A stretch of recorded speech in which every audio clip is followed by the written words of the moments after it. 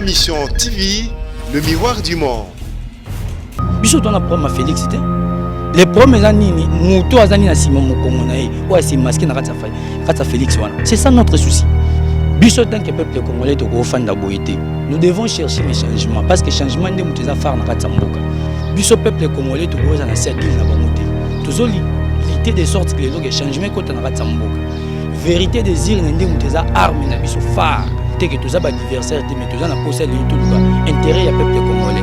Peu importe où vous êtes dans politique, mais en revenu, intérêt de la population zanine. Dans la crise politique, dans la crise économique, dans la crise financière, vieux athées, souffrance et amakas. C'est pour cela que la même population n'a pas les recours et pas Martin Fayou. Et auto vivre la continuité du pouvoir à Kabila. C'est ça. Jeunesse congolaise, la jeunesse a sacrifié. Sur le temps dans le quartier, au Mona, les jeunes vont souffrir. Vie à Kouiti, Netikali phare. Ma mission TV, le miroir du monde. Merci vraiment à Bande Konyo sur Bolanda Bicho na Ma mission TV, chaîne à référence. Topé Simon Sobambote partout dans le monde, Bozali, Martin invité sa fusée, Solali Kambo, Ndena Messana toujours Koluka Makambo, Pona la Sabino, les Congo de tous les partout, oh vraiment, Bozara fidèle, na chaîne Abicho, na Ma mission TV, Bo Messana toujours, ko pesa Abicho confiance, na Moussala Nyonso, oh vraiment, to l'arsara na évolution toujours, ya Mboka Nabicho, République démocratique du Congo. Alors, Lelo, Martin invité sa fusée, na Ma mission TV, na Mbelibino, coordonnateur vraiment azali décidé ya Seli ya Changu ya Yamasina Petro Congo vraiment décidé oyo et botami na Petro Congo donc Fabrice Abalaou donc vraiment azali coordonnateur ya Seli ya niveau ya Yamasina Petro Congo pour na décider. Alors Torobet Taliso lelo ya Martin Fayoul on ngana benga ndoi quoi donc partout dans le monde au baota la o lelo Mboka na biso République démocratique du Congo chaque jour sur la muki okoyoka ba actualité ya ndenge na ndenge Martin Fayoul asalinini président Félix Tshisekedi asalinini alors lelo na yambi mwana mboka Fabrice torosonane lelo o azali coordonnateur ya Selili ya décidé na niveau ya Masina Petro Congo mbote mwana mboka Mbote. Boni santé. Santé bien, Nangolo Nzambe, Maramnya c'est normal. Alors, lelo, nasi caméra, il y a Ma mission TV, lelo to yambio, étant que moi Namboka Ozali, coordonnateur, il y a SID, il y a Céline, il y a Massina Petro Congo. Alors, boni d'abord santé, il y a parti Nabino SID, bah tout Orlando, il y a moi Namboka Martin Fayoul. Bon, santé est normal, il y a le Bézate, parti ils ont fonctionné très bien. J'espère qu'actuellement, tout le monde a content et puis aza témoin qu'est-ce qui se passe actuellement dans la République démocratique du Congo et puis mututu aza confié na confiance au PC Martin Fayoulou ya olobamina mingezate parce que les seuls partis installés actuellement dans la République démocratique du Congo est décidé wana mutako boya zate na minute to installé déjà parti na biso na tous les 24 provinces tout ça na des provinces pour tout réussir et koka 26 provinces wana ko le fonctionnement à niveau parti. Alors moi mboka Fabrice tozano lelo ko installer za un problème te mais lelo mboka na biso ba pesa ki Martin Fayoul confiance mais lelo aza président mboka ote to mona mwana mboka Félix Tshisekedi o azoka mboka na biso o azo ba contact ya libanda ya ndenge na ndenge mais pourquoi na kati ya lamuka Martin Fayoul abeta rali solo toujours il y a vérité des urnes et ça pour nanini pour yemoko so talibien batu belé balemba déjà makambo wana lobby osala nini campagne osala nini roloba trop les kamka vérité des urnes et ça pour nanini azo tikate azo continuer toujours koti koloba yango partout place azo kende. Bon on a koloba na part na ngezake na Congo to na problème moko boye banda be élection banda osama na Congo banda na tango Mobutu ti lelo to tikala jamais komona président ou ba voter na population bimi tozaka toujours na défaut moko boye batela biso ba président kotia. Mais c'est pour cela, biso tant que peuple congolais to ko fanda boité. Nous devons chercher les changements parce que les changements de muteza faire na katsamboka. Les lots changements quotidien les lots tout ce que nous faisons ça à l'occasion de rien. C'est pour cela vérité des urnes les lots armes na biso phare avec le président Martin Fayoulou toujours lutter toujours vérité des urnes. Vérité des urnes les lots ne muto mais changement na katsamboka. Vérité des urnes les lots ya on ne muto comme ça biso les lots. Tel que Zolo Bao, non, Félix a commis président. Oui, il ne disconvient pas. Félix a été nommé. Moutako Boya Zate, Félix Banomé, et ça deal où est bétamage entre Yé na Kabila. Voire même caméra Bandako, le bas directeur à cabinet, nae, tout ça, deal na biso, na Kabila. Et ça deal au baïban. Mais na deal ou na lilo, biso peuple congolais, tout gros, na ça deal na bangote. Tout ça, l'idée de sorte que les changements quand on a raté Samboka. Vérité désir n'ende mouteza arme na biso phare. Yango ni mouté même changement na raté Samboka. C'est pour cela on a quoi là-bas. Donc, mais vérité wana et comme ça déjà Sony batu bakomo tonga bakomo lobele vérité wana tellement que alalaki un jour peut-être arrivera qu'un jour aux président de la République et simbité lelo et komika ndoto c'est comme si a tchango souci et komika chaque jour qu'affecté des infectés des mais baninga na bango nyonso bazana la muka wana pourquoi bazo lobele ngote car Martin Fayulu bon on va répondre dans la première volet nous tuninga yobi comment ça fait-il vérité des urnes comme Sony. Vérité des urnes est Sony parce que ce qui vérité des urnes est Sony balinga babenga en Afrique du Sud na conseil à Union africain pour na makambo wana balinga babenga lelo te pas président africain musu te ba solliciter vérité des urnes ndé mutu faut même makambo faut même changement na kata mboka o yango mona lelo eza armée obiso to ko bosana te partout au kindara wapi eloko liboso to lobaraza likamba vérité des urnes. Mais ce qui concerne les autres candidats, soit les autres leaders, bon, on a quoi détester. Moutou na moutou, alors c'est la politique par rapport au changement.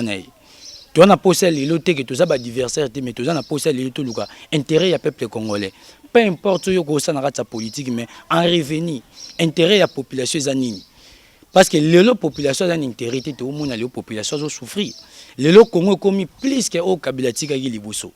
Il faut claircir batou et comme plus que au Kabila tika na ndengeni bon comme plus que au Kabila tika kité bonako lo banini Kabila lelo tiki mboka na etanini lelo mboka comme na etanini parce que lelo mboka chité tout moni souffrance et il soit les plus pires souffrance et il soit les plus pires vie ezate na kin c'est pour cela batou kala oyo ba votaki bango nyoso ba komo sala sous recours et pas Martin Fayulu de photo luga solution dans la crise politique.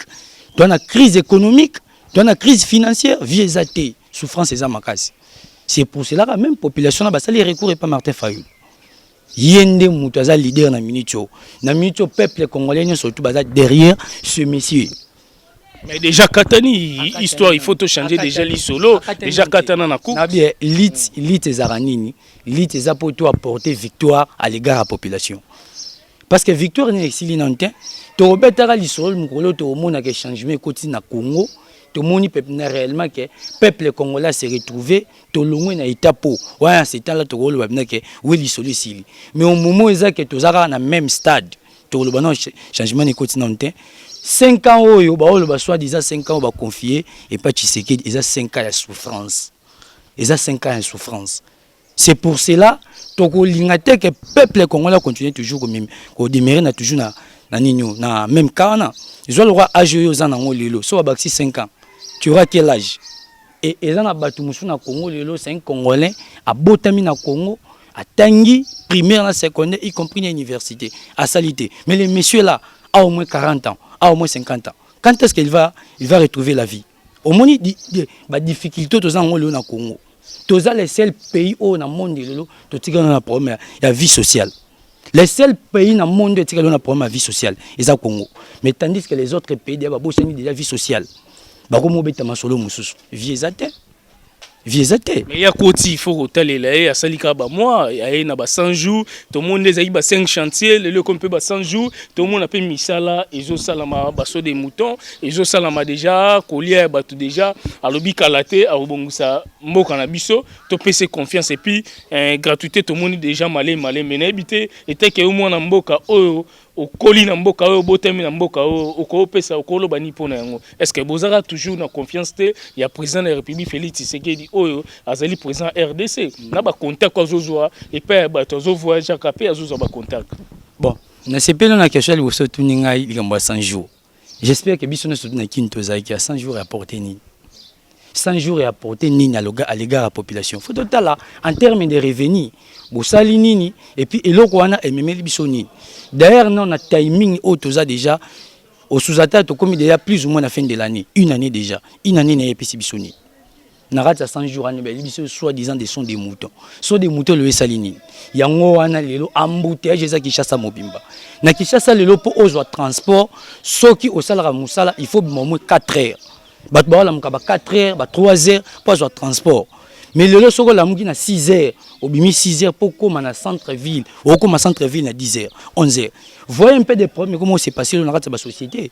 Le problème c'est passé dans la société. Si tous les Indiens ont maltraité les Congolais pour un retard, il y a mis ça l'autre bague comme pour les problèmes sur des moutons. Sur des moutons, le sali. Et si na timing il y a mis ça là, on va payer ça qui. Va payer ça qui durer à combien de temps. Et puis na dire on va payer ça qui wana. Combien de sauts de moutons et c'est salami, combien de sauts de moutons et tikali. Si vous avez 100 jours apporter biso bénéfice, bien apporter bisoni. Babi bato décidé bato la muka bozara toujours jaloux na marambo zo salama. Nansi est-ce que bozon di matin na marambo ko sala mboka na biso ko changer te na maboko ya président Félix Tshisekedi. Non question ba sali non nini. Mais misala zo salama malem nini problème eza problème té. Musala nini yo sali o bato ba robetelo maboko. Basala eloko neti yo sali émission boy to moni émission etalami atobeti maboko asali émission ye asali nini poto bana non ko beteli maboko c'est ça moi pas même une année non misala nyo surtout durée à président de la République et monana par rapport à effet social par exemple au côté na durée autant de mois to moni que eloko tel ezaki na prix boy et ça et c'est rabaissé na boy eloko bozaki boy to moni changement boy au contraire écoute yo côté au lebilo wango c'est rabaissé. Mais vieux comme on nini exige 65 on to beto maboko sali lo malamu d'après na état que président azana mboka yo zondi maté que mboka ko changer mboka ko bonga vie ba congolais ngana banana ko répondre na question liboso yo singa likambaso de moto le transport comme combien na Kinshasa Kabila tiki transport na 500 francs le transport comme 1000 francs est-ce que c'est un avantage le lo comme on dit masu comme on dit ma na ndimi Kabila te na pesio différence il y a effet social il y a vie na pesio différence il y a effet social que auparavant mboka ezalaki ya ko beba mais ezalaki un peu moins mieux que na minute au liboule s'enfoncer c'est ça le problème bon ezaponani ah mais c'est parce que va passer président aux populations voter quitter président a un exécutif c'est ça pour président population voter yo par rapport na yo na Félix Tshisekedi na Kabila moi na mboka Kabila est-ce que oko pesa nani ba point na ba mibale na pesa ba pointer. Et ça les problèmes entre Narolo Banini entre les Narolo Banini et le Romoro s'est passé entre deux personnes. Biké dia ça qui mort différence ces années.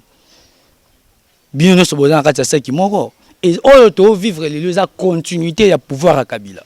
C'est ça.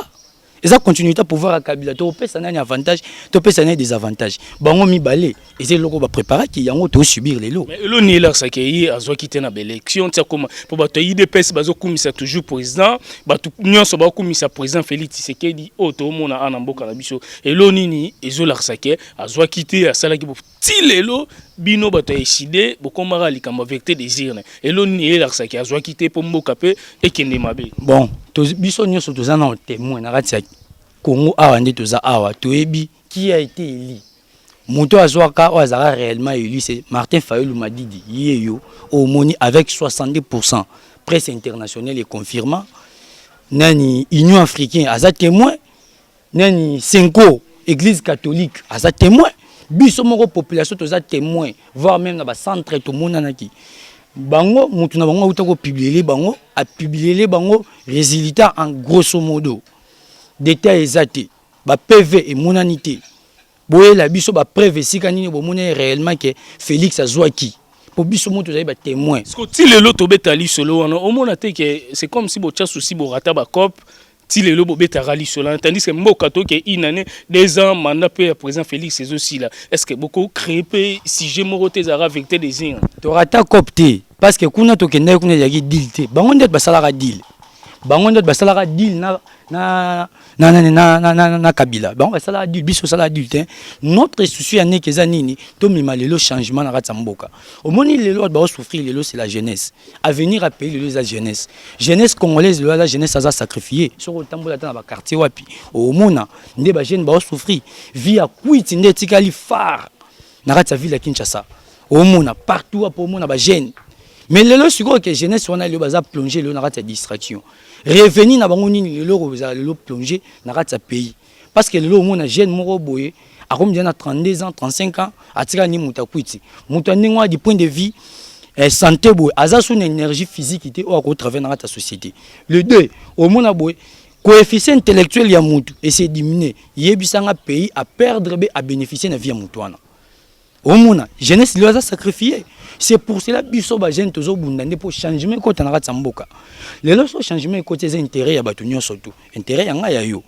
Voire même dans Moussalo. Au changement écoute attend que président Félix Cézanne en la place, bon ça changement ou bien ti mandat ici la mukolo. Vous savez ce que les gens oublient zaneli. Tant que toujours vivre na Kabila na mboka oyo, nous avons un danger permanent. Du jour au jour, des années. C'est ce que les gens oublient. Souci na biso non farezana no, il faut Kabila le mwana wana. Biso to na problème Félix c'était.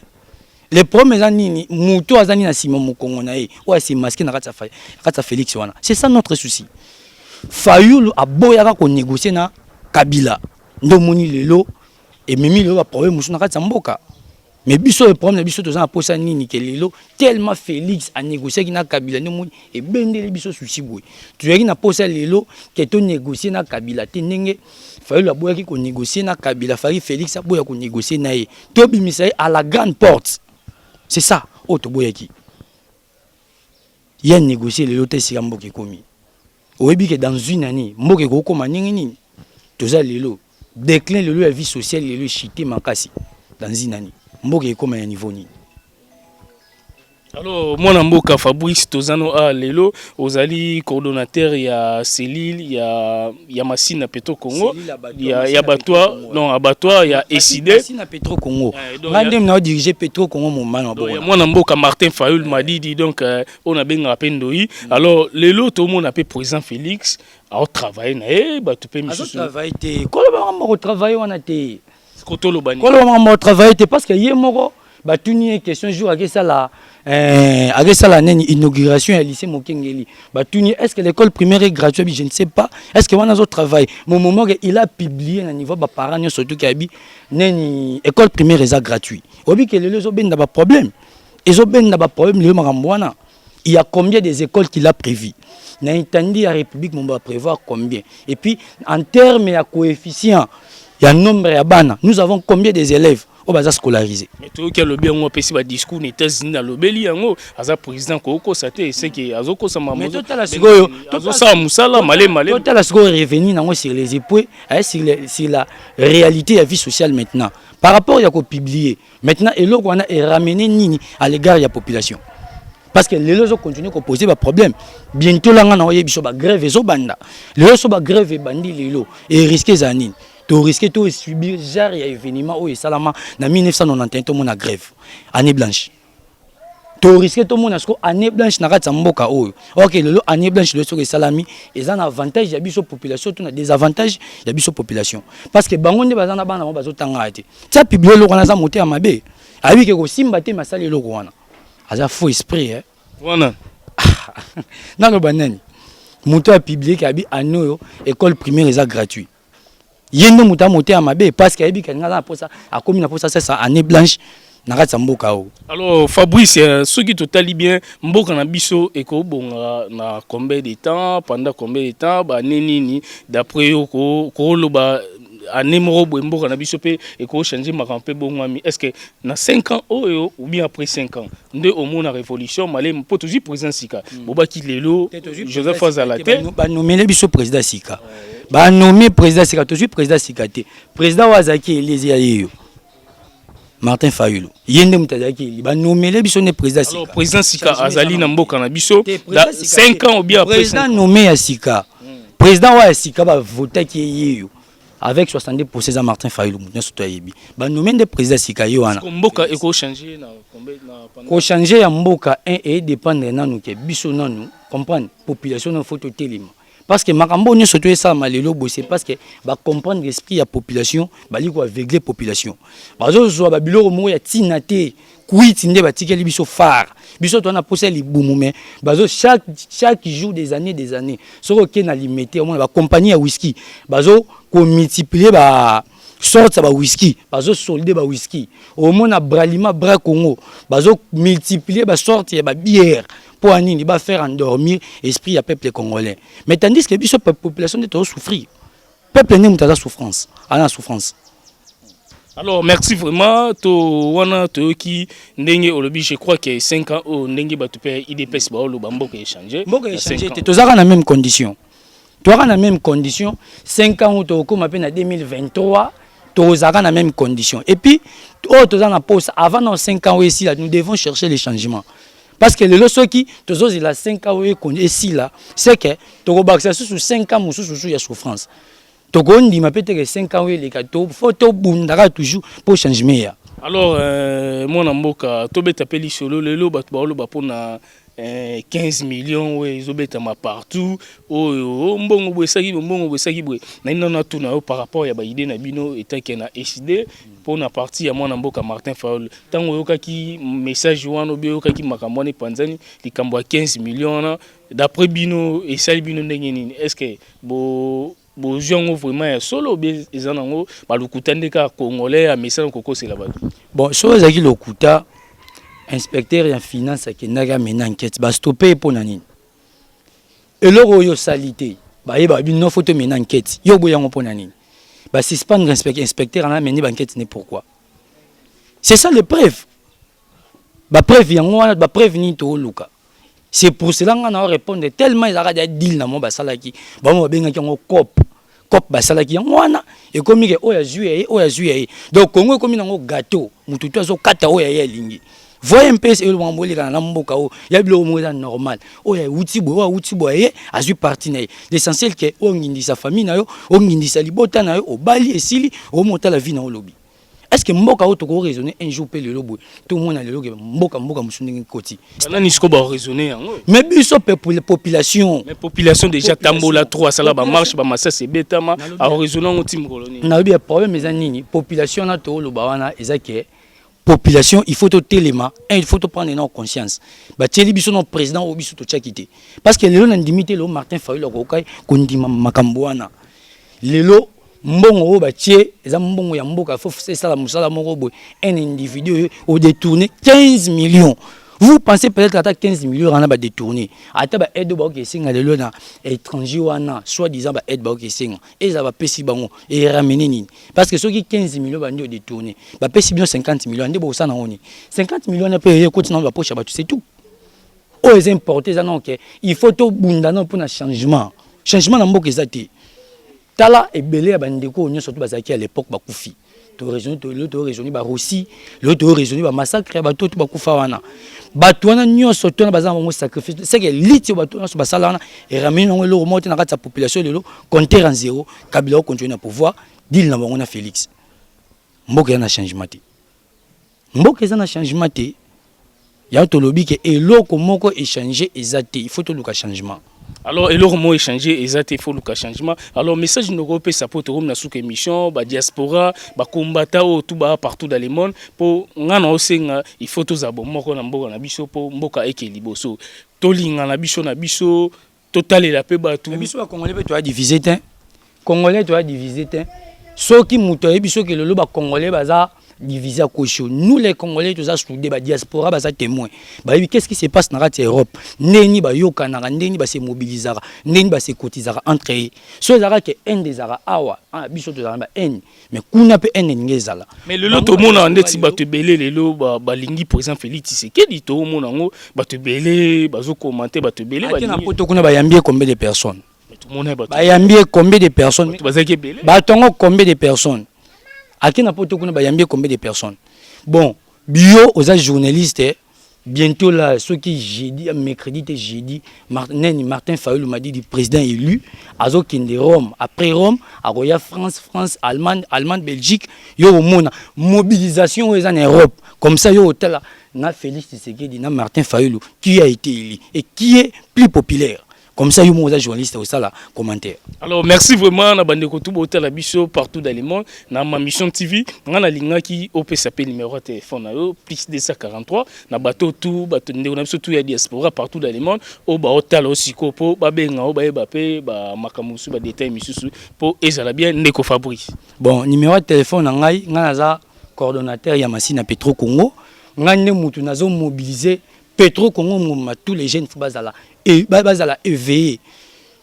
Numéro de téléphone en 0900 non plus 243 pour le code 00243 0900 83 00.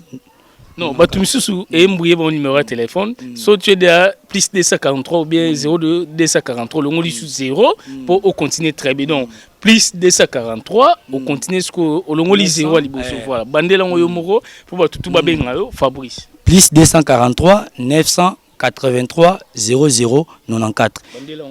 Plus 243 00 94. Ouais, un numéro nangai. Tozana toujours lit pour na congolais. Lelo Congo lelo faut changer ndé ba France échanger. Ndenge ba Allemagne échanger. Ndenge ba Russie échanger. Soki ba politicien lelo ba lozwa lelo Congo comme lelo mikate.